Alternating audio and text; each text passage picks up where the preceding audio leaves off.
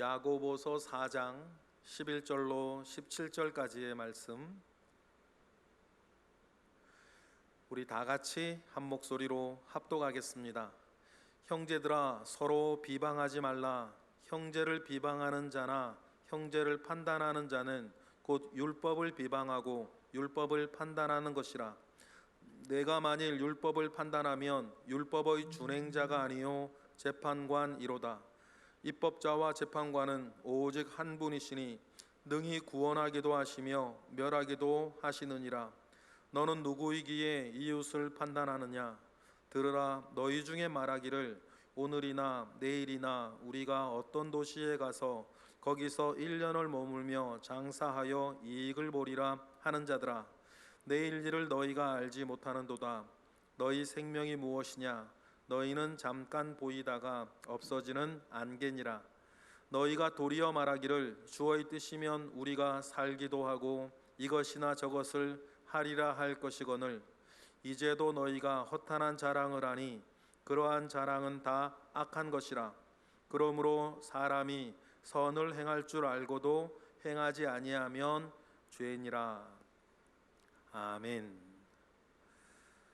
오늘 매서운 추위임에도 불구하고 주의 성전을 찾아서 예배하는 여러분들을 하나님이 기뻐하시고 은혜 주실 줄 믿습니다. 오늘 우리가 읽은 본문을 생각할 때에 믿음 안에 있다는 것과 믿음 안에 있지 못하다는 것은 어떤 차이가 있을까? 어떻게 살아가는 것은 믿음 안에 사는 것이고 어떻게 사는 것은 믿음 안에 살지 못하는 것인가 라고 하는 것을 우리에게 알게 하고 깨닫게 하는 또 좋은 주님의 말씀이 아닌가 생각을 합니다. 여러분, 아무쪼록 저나 여러분이나 언제나 주님 우리에게 주신 믿음 안에서 살아가는 저와 여러분 되시기를 바랍니다. 그것이 우리에게도 우리 주변에게도 복이 되고 능력이 될 줄 믿습니다. 민수기 12장에 보면 이유는 알 수 없는데 모세가 이방 여인과 결혼하는 그 장면이 나옵니다. 구스 여자, 지금의 에티오피아 여인과 모세가 결혼을 해요. 그런데 그 일을 모세의 형이었던 대제사장 아론, 그리고 모세의 누이였던 미리암 선지자로 우리가 알죠. 미리암 선지자가 이 일을 두고 모세를 비난합니다. 막 모세를 비난하면서 어떻게까지 얘기를 하냐면, 하나님이 모세 너와만 이야기하셨느냐? 우리하고도 이야기하신다 라고 하면서 이방 여인과 결혼한 모세를 비난해요.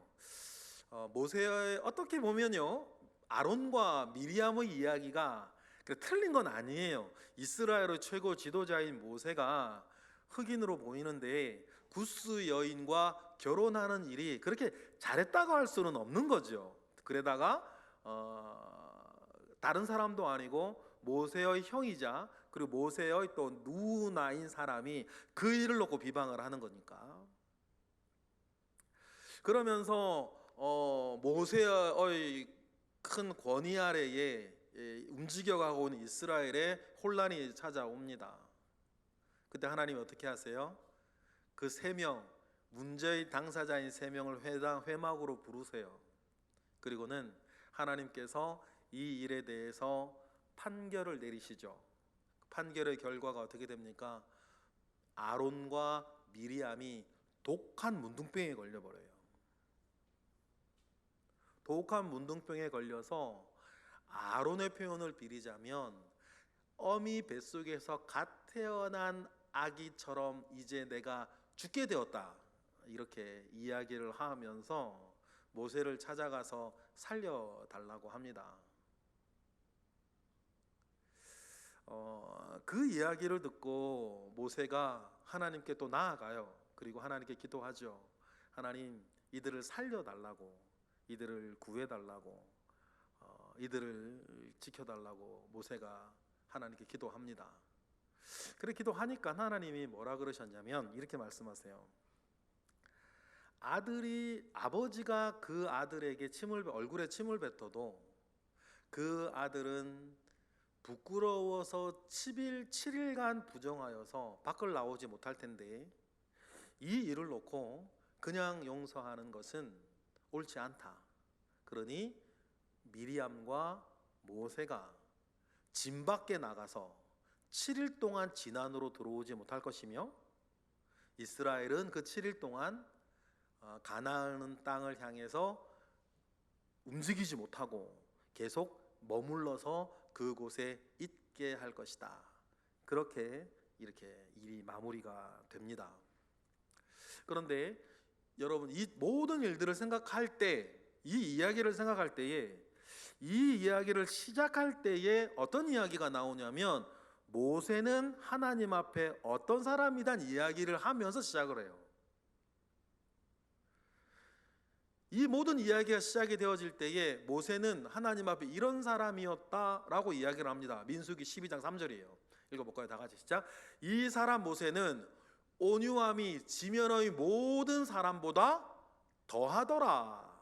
이 이야기를 먼저 해놓고서는 제가 지금 말씀드렸던 모든 이야기가 진행이 되는 거예요. 그럼 여러분 생각해 보십시다.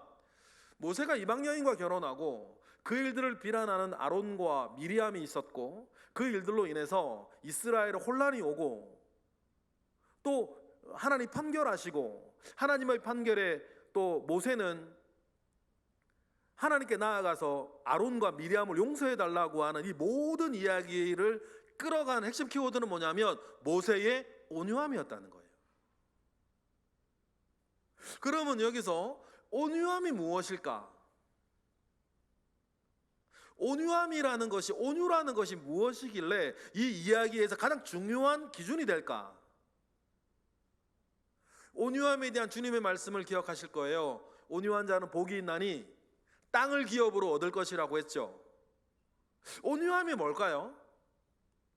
온유를 우리가 이해하고자 할 때에 가장 쉬운 이해법이 뭐냐면, 온유를 생각하면 여러분 언제나 방주를 생각하시면 돼요. 배하고 방주는 비슷한데 달라요. 방주는 세 가지가 없죠? 돛이 없고 닷이 없고 노가 없다. 방주는 돛도 없고 닷도 없고 노가 없어요. 그러니까 방주는 배하고는 달리 어떻게 움직일까요? 바람이 부는 대로, 물이 흐르는 대로 가요. 배는 그렇지 않아요. 닷이 있어서 닷을 내리면 바람이 불고 물이 흘러도 안 갈 수 있어요. 배는 돛이 있어서 바람을 타고 이렇게 저렇게 자기가 원하는 방향으로 갈 수가 있죠. 배는 아니면 노라도 있어서 이렇게 영차 노를 저어서 자기가 원하는 곳이면 바람을 거슬러 물길을 거슬러라도 갈 수 있어요. 그런데 방주는 그렇지 않아요. 방주는 아무것도 없기 때문에 바람이 부는 대로, 물이 흐르는 대로 가는 거예요.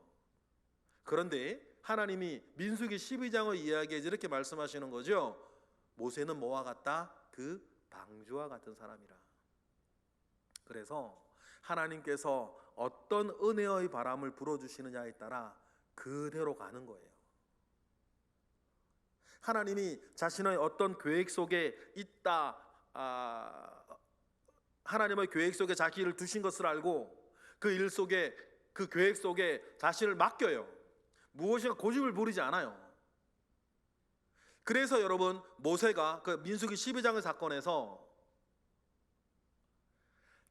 모세가 다른 일들을 하질 않아요. 미리암과 아론이 막 그렇게 대적하고 비난하고 할 때에도 모세는 그때 아무 말도 안 합니다. 물론 모세가 잘한 것도 아니에요. 그러나 하나님께서 그렇게 판결하신 이유는 이러한 일들로 흔들리면 지금 가나안 땅을 향해 가야 하는 이스라엘의 여정이 흔들리고 영도력이 흔들리고 더 큰 것이 무너지는 것이죠. 그런데 중요한 것은 모세가 그때 아무것도 안 했다는 거예요. 아무것도 안 했다는 건 뭘까요? 모든 걸 하나님께 맡기는 거예요. 하나님께 맡겨요. 그래서 비난할 때 비난을 듣고 있습니다. 그러니까 하나님이 회막으로 모으는 거 아닙니까? 그리고 하나님 판결하세요. 그러면 모세는 이긴 거 아닙니까? 하나님 자기 손 들어줬으니까. 그랬을 때 아론과 미리암이 모세에게 찾아와가지고 문둥병에 걸려서 막 이렇게 막 도와달라고 할 때에 거 보라고 잘 됐지 않냐고, 비난할 때 알아봤다고, 뭐 무서운 줄도 모르고, 말이야. 모세가 이렇게 하질 않아요. 도움을 청하니 어떻게 하는 거예요? 또 하나님께 가서 아론과 미리암을 고쳐달라고 기도해요. 모든 판결은 누가 내리시는 거예요? 하나님이 내리세요. 아론과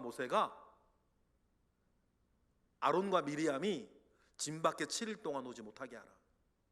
7일 동안 진군 가나안 땅을 가지도 못하고 가만히 그 자리에 있어야 하면 백성들 사이에서는 또 어떤 일이 벌어지겠어요? 또 미리암이 말이야, 또 아론이 말이야, 쓸데없는 짓을 해가지고 저런 이렇게 우리 가지도 못하고 있다는 그런 얘기 나올 수도 있었겠죠. 성경은 안 나오지만. 그리고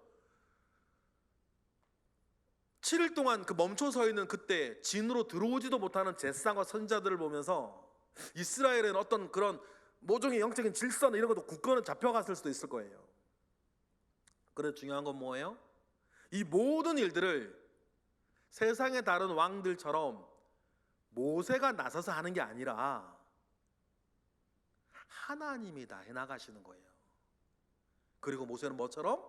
방주처럼 가만히 하나님이 하실 일들을 기다리는 거예요. 여러분, 때로는 정말 거의 대부분의 경우에 이러한 믿음이 저와 여러분에게 있으셔야 돼요. 왜냐하면 우리가 제일 잘하지 못하는 것 중에 하나가 하나님께 맡기고 하나님이 어떻게 일하시는가를 기다리는 걸 우리가 너무 못해요. 왜냐하면 우리가 너무 똑똑해요. 때로는 우리가 할 수 있는 게 너무 많아요. 이렇게 저렇게 하면 될 것 같은 그런 생각들을 우리가 너무 잘할 수 있어요. 그러니까 하나님께서 이 일을 통해서 어떻게 일을 하시는지, 하나님께서 무엇을 원하시는지, 하나님께서 무엇을 어떻게 이끌고 가시는지 온유함 가운데에 하나님께 맡기고 기다리지 못하고 뭔가 해야 되는 거예요. 자꾸 뭔가를 해야 돼요.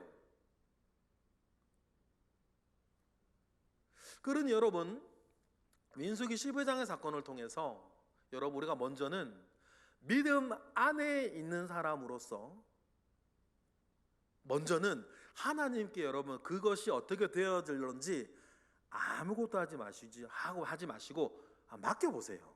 하나님 어떻게 일하시나. 첫 번째 기회는 언제나 누구에게 드린다? 하나님께 드리는 거예요. 그리고는 기도하시면서 기다리세요. 뜻대로 되지 않는다.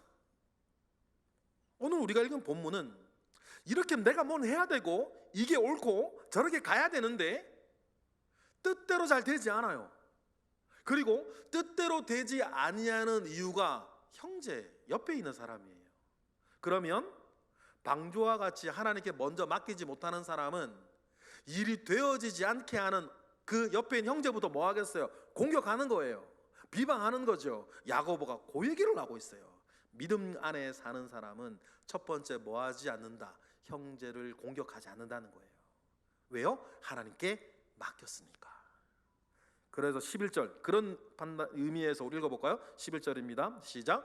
형제들아 서로 비방하지 말라. 형제를 비방하는 자나 형제를 판단하는 자는 곧 율법을 비방하고 율법을 판단하는 것이라. 내가 만일 율법을 판단하면 율법의 준행자가 아니요 재판관이로다 라고 하면서 형제를 비방하거나 판단하지 말래요.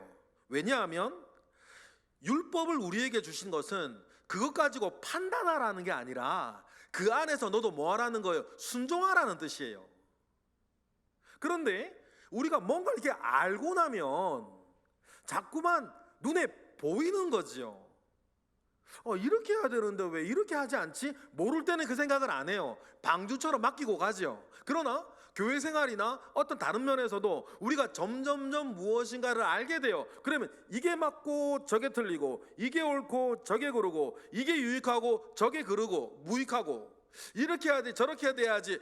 자꾸만 우리가 알게 되어지는 그것으로 내 순종의 미천으로 쓰지 아니하고 알고 있는 지식으로만 자꾸 가지고 있으면 그냥 자꾸만 판단하고 있는 거예요. 그래서 야고보도 말하는 게 뭐예요? 자꾸 그렇게 판단하면 너희는 율법의 준행자가 아니고 율법의 뭐다?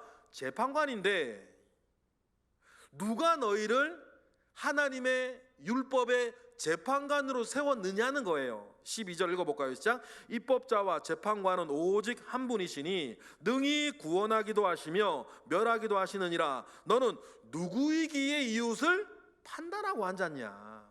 하나님의 말씀을 우리에게 주셨으면 그 말씀은 나의 순종의 덕목이어야지, 그것으로 누가 어떻게 하네 안 하네, 누가 저렇게 하네 안 하네, 그렇게 판단하는 사람으로 하나님 우리를 세운 적이 없다는 거예요. 그러니 여러분, 우리가 다른 형제, 이웃, 성도들을 판단하고 더 나아가 비방하는 일들 가운데에 정말 조심하셔야 되고 하지 않으셔야 돼요. 여러분이 딱 분명하게 가르치는 사람으로 세워졌을 때만 하세요. 왜냐하면 가르치는 자가 되었을 때에는 가르쳐야 되니까. 그렇지 아니하면 하지 않는 게 옳아요. 마태복음 7장에서도 주님이 이렇게 말씀하셨죠. 1, 2절 보실까요? 다 같이 시작. 비판을 받지 아니하려거든 뭐 하지 말라? 비판하지 말라. 왜요? 2절. 너희가 비판하는 그 비판으로 너희가 비판을 받을 것이요 너희가 헤아리는 그 헤아림으로 너희가 헤아림을 받을 것이기 때문이라. 그렇게 말씀하시면서 주님도 우리에게 함부로 비판하지 말 것에 대해서 말씀하시면서 너희가 헤아리는 그 헤아림으로 너희도 뭐를 받을 것이다? 헤아림을 받을 것이다. 다른 사람에게도, 특히 누구에게도? 하나님에게도. 여러분, 굉장히 중요해요. 하나님이 우리를 헤아리실 때에 어떻게 헤아리느냐가 되게 중요하지 않습니까? 하나님께서 저를 이렇게 보시면서 저를 헤아리실 때에 너 한번 두고 보자, 내가 너 한번 털어봐? 하는 헤아림으로 하나님이 저를 터시면 저 어떻게 될까요? 아우, 저는 그럼 못 살아요. 그런데 그럼에도 불구하고 하나님께서 저희 그 애쓰는 것과 사랑하는 것과 저의 어떤 주님을 향한 그 충성 가운데에 저를 이뻐하시며 저를 헤아리시면 제가 어떻게 될까요? 우리가 다른 사람들을 판단할 때나 다른 사람들을 생각할 때 마찬가지예요. 우리가 옆에 있는 그 누구라도 우리가 생각할 때에 내가 어떤 헤아림으로 그 사람을 헤아리느냐에 따라 그 사람은 천사가 되기도 하고 왼수가 되기도 해요. 누구나 마찬가지예요. 그래서 주님께서 말씀하실 때에 우리가 다른 사람들을 어떻게 헤아리느냐에 따라 우리도 다른 사람과 하나님의 헤아림을 그렇게 받을 것이라고 하는 것을 우리는 기억을 한다는 거죠. 그러니 여러분, 우리가 이런 헤아림 가운데에 우리가 다 잘잘못을 함께 가지고 있는 입체적인 사람이라는 것을 여러분이 기억하셔야 돼요. 누구라도 잘하는 게 있고 못하는 게 있어요. 저도 그렇잖아요. 여러분도 마찬가지예요. 잘하시는 게 있고요, 못하시는 게 있어요. 누구라도 그래요. 그러면 어떤 헤아림으로 나를 헤아려 주느냐에 따라 우리는 괜찮은 사람이 되기도 하고 다른 사람에게도, 아니면 좀 별로인 사람이 되기도 해요. 중요한 건 뭐예요? 어떤 헤아림으로 나에게 접근하느냐가 중요해요. 그러니 로마서 2장 1, 2절에도 읽어볼까요? 시작.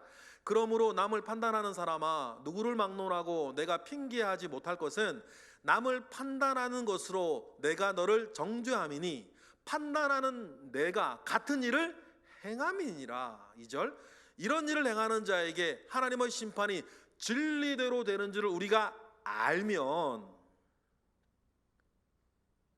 우리가 다른 사람에 대해서도 그 마음을 가지고 살아야 되는데, 분명한 건 뭐냐면 율법 아래에 우리는 준행자지 재판관이 아니고 심판 앞에 나는 심판하는 사람이 아니라 나도 심판을 받는 사람이라는 걸 알아셔야 돼요. 누가 우리 가운데 재판장입니까? 그 누구도 재판장은 아니에요. 분명한 건 우리 모두는 다 심판을 받아야 되는 사람이에요. 그러면 심판을 받을 때 국률의 심판을 받을 거냐 내가 하나님 앞에, 아니면 엄격한 심판을 받을 거냐에 따라 우리는 천차만별이 되는 거죠. 그러니 야고보서도 이렇게 말하는 것 아닙니까? 우리가 심판받을 것을 기억하면서 야고보서 2장 12절부터 14절 시작. 너희는 자유의 율법대로 심판받을 자처럼 말도 하고 행하기도 해라. 심판 우리가 받는다는 거예요. 그런데 13절, 긍휼을 행하지 아니하는 자에게는 긍휼 없는 심판이 있으리라. 긍휼은 심판을 이기고 자랑하는데 14절, 내 형제들아 만일 사람이 믿음이 있노라 하고 행함이 없으면 무슨 유익이 있으리요? 그 믿음이 자기를 능히 구원하겠느냐? 라고 하시면서 12절 다시 띄워줘 보세요. 우리도 자유의 율법대로 심판받을 자처럼 심판은 내가 받는다는 것을 기억을 하고 13절 다시, 그러니까 긍휼 없는 심판을 받지 아니하고 내가 하나님 아버지 어떤 심판? 긍휼한 심판을 받기 위해서 이 땅 가운데서 뭐를 하라는 거예요?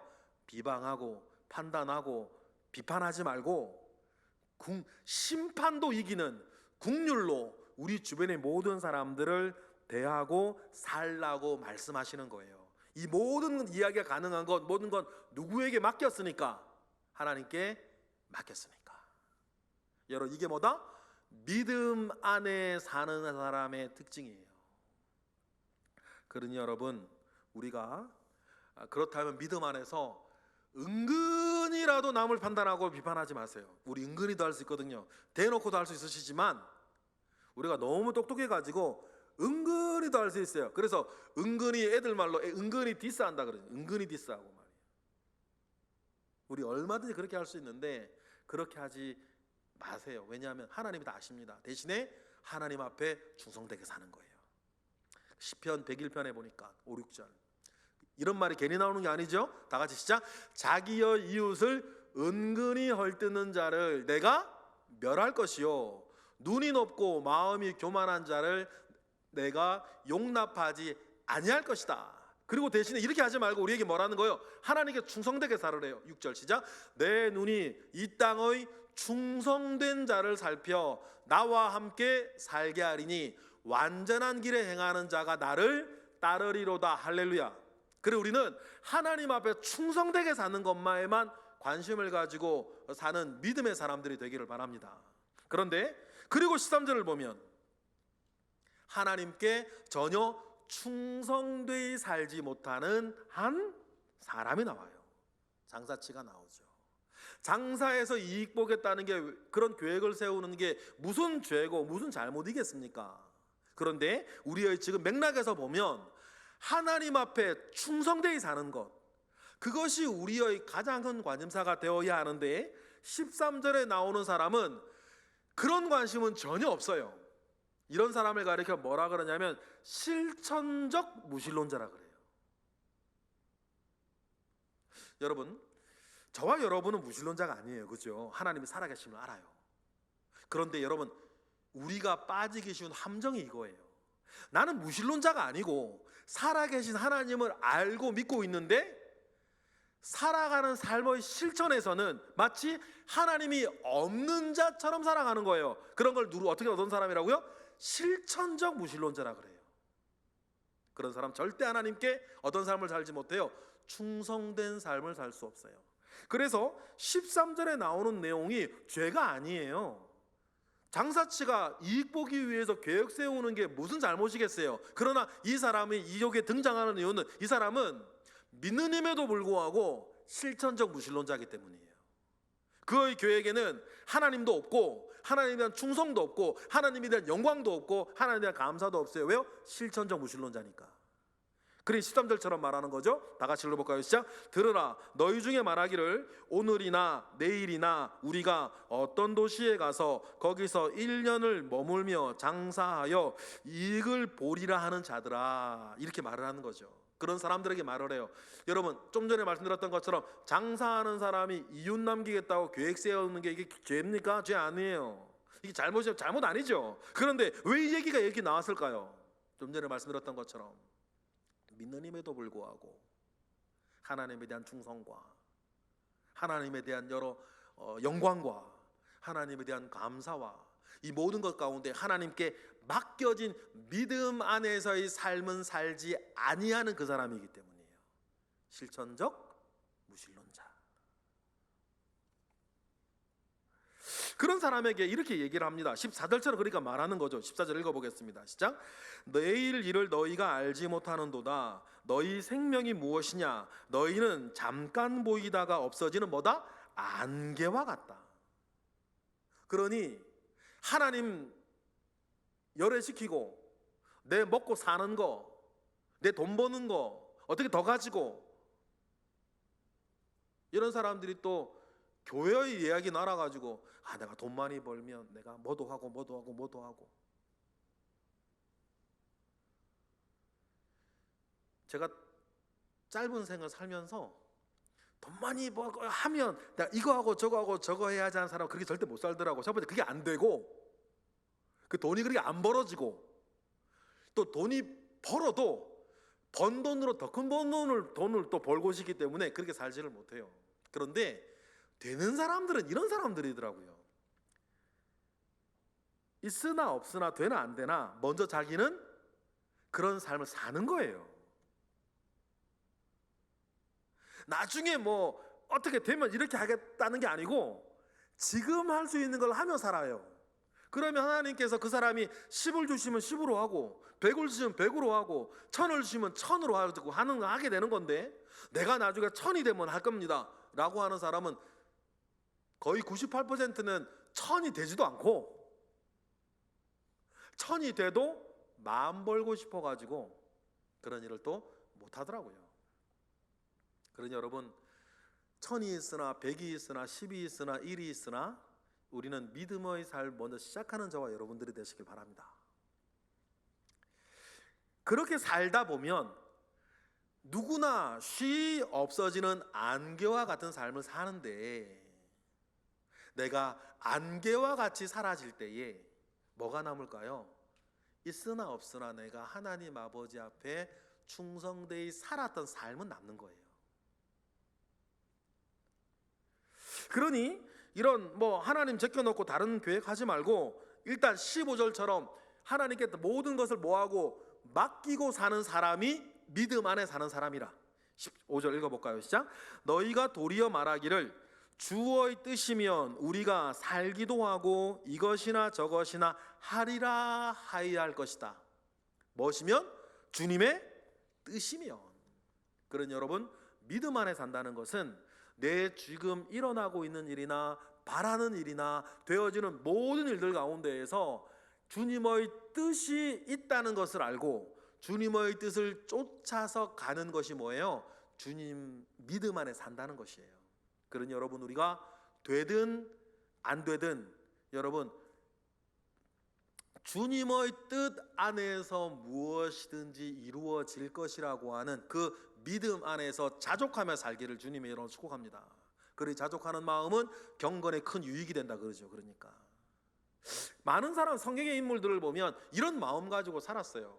제가 어떻게 하다가 요즘은 바울에 대해서 많이 공부를 하고 있는데, 바울을 공부하면 공부할수록 특징이 몇 가지가 있어요. 첫 번째, 바울 같은 사람도 자기를 향한 하나님의 뜻을 분명히 알고 살지는 못했더라고요. 하나님께서 나를 인도 어떻게 하실지 바울은 모르고 살았어요. 그래, 바울은 특징이 하나 있어요. 늘 하나님의 뜻이 무엇인지 두드리며 살았어요. 늘 하나님의 뜻이 무엇일까? 하나님의 뜻이 분명히 이것이다. 자기 뜻은 있었어요. 근데 서바나에 가서 복음 전하는 게 바울의 마지막 뜻이었죠. 그런데 못 갔잖아요. 하나님의 뜻은 아니었으니까. 그럼에도 불구하고 바울은요, 늘 하나님의 뜻을 모르고 살아요. 예를 들어서 2차 선교 여행 갈 때 여러분 신라 데리고 1차 선교 여행 그 교회를 돌려고 애를 썼어요. 왜냐하면 거짓 교사들이 자꾸 안디옥 교회 왕고처럼 막 복음의 진리를 막 흐트러뜨리니까. 그래서 신라를 데리고, 신라가 누구냐면 예루살렘 공의회에서 이방인들에게 모세의 율법을 강요하지 말라는 그 편지를 가져온 증인이었잖아요. 그래서 신라 데리고 2차 여행 다니면서 자기가 1차 선교 여행 다녔던 교회를 돌면서 거짓 교사들을 물리치려고 하는 것이 바울의 계획이었어요. 그런데 아시죠? 성령이 자꾸 막아. 그래 드로아에서 꿈꾸고 마게도냐로 넘어가는 거예요. 이걸 과정을 가만히 보면 그때까지 사도 바울은 자기의 뜻 가운데 열심히 살아요. 근데 하나님의 뜻은 아니었지. 근데 바울이 정말 좋은 점이 뭐예요? 하나님의 뜻이면 바로 넘어가는 거예요.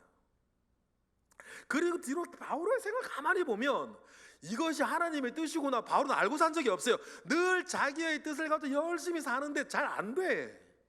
그러다가 하나님께서 뜻을 하나하나 열어주세요. 자기가 두드리던 곳에서 문이 열리면 그 열리는 문을 뭐로 알고 하나님의 뜻으로 알고 나아가요. 바울은 그렇게 삶을 이어가더라고요. 그러면 제가 굉장히 위로를 받았어요. 나도 하나님의 뜻을 잘 모르겠거든. 하나님이 뭘 어떻게 모르겠어요. 때로는 답답해요. 하나님 뭘 원하실까 잘 모르겠어요. 여러분도 그러시죠? 하나님께서 지금 나에게 뭘 원하시고 내가 어떻게 살아야 하는지 잘 모르겠더라니까요. 그런데 바울을 보면 위로를 받아요. 그렇구나. 내가 지금 내 주변에 있는 하나님이 기뻐하실 만한 일들을 이렇게 두드리며 사는 것이로구나. 두드리며 살다가 뭐가 되면 열리면 그 길로 가는 거예요. 바울은 하나님의 뜻을 그렇게 순종해 나아갔다는 것을 알았어요.